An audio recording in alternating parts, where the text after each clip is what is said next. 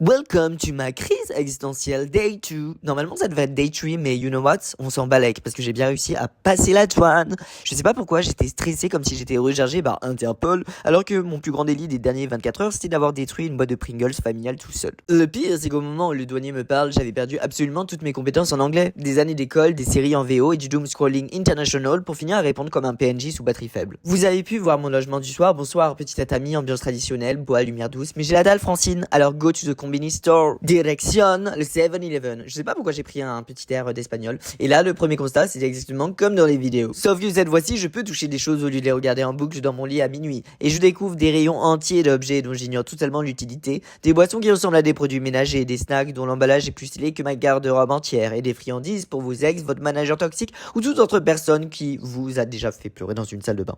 Au final, je suis resté raisonnable. 2 onigiri, un sandwich aux œufs et un smoothie vert. Le smoothie est un investissement stratégique contre la constipation internationale. Le voyage m'a appris qu'il existe aussi des combats plus importants que ses rêves. J'avais déjà goûté le sandwich aux œufs au Japon, enfin à Paris, dans une boutique japonaise, et honnêtement j'avais trouvé ça exactement un peu surcoté, comme quoi il y a une différence entre la copie et l'original, puisque j'ai eu une explosion de saveur. Et puis là je sors, premier lever du soleil, le ciel devient tout rose, tout ralenti. Et pendant quelques secondes je comprends pourquoi autant de gens tombent amoureux du Japon. C'est bizarre parce qu'on nous vend toujours le bonheur comme quelque chose d'incroyablement compliqué. Peut-être que la vie est juste censée pour être simplement vécue. Je me pose donc chez moi pour goûter mon butin, parce que ici manger en marchant est plutôt mal vu. Honnêtement, vu le niveau de respect des règles au Japon, je n'avais pas envie d'être expulsé du pays dès mon premier lever du soleil.